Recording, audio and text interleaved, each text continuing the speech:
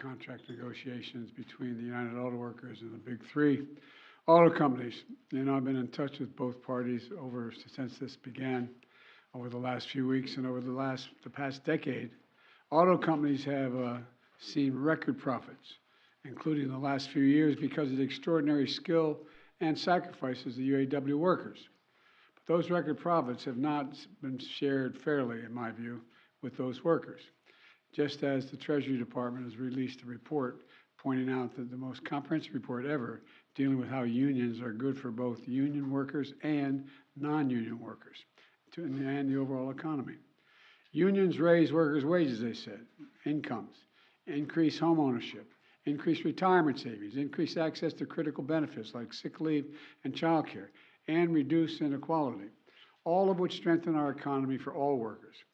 That's because unions raise standards across the workplaces and entire industries, pushing up wages and strengthening benefits for everyone.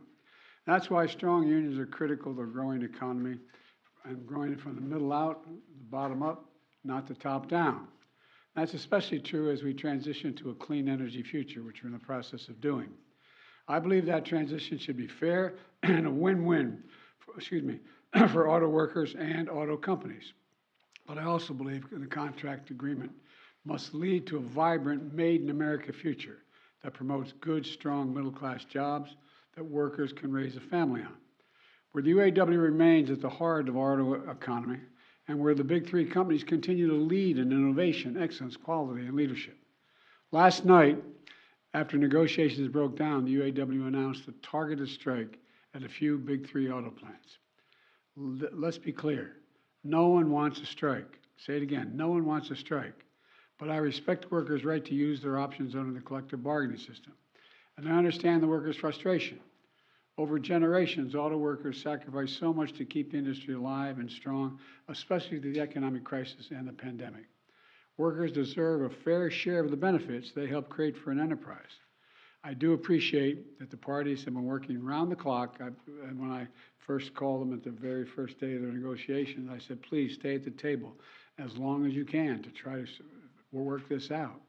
And they've been around the clock, and the companies have made some significant offers. But I believe they should go further to ensure record corporate profits mean record contracts for the UAW. Let me say that again. Record corporate profits, which they have, should be shared by record contracts for the UAW. And just as we're building an economy of the future, we need labor agreements for the future. It's my hope that the parties can return to the negotiation table to forge a win-win agreement. To continue our active engagement, I'm dispatching 2 members of my team to Detroit, Acting Labor Secretary Julie Hsu and White House Senior Advisor Gene Sperling, both of whom have been involved up to now, to offer their full support for the parties in reaching a contract. The bottom line is that auto workers help create America's middle class. They deserve a contract that sustains them in the middle class. So thank you very much. That's all I'm going to say. Thank you. Mr. President, at what point would you get directly involved in the negotiations? Should Hunter get a pardon?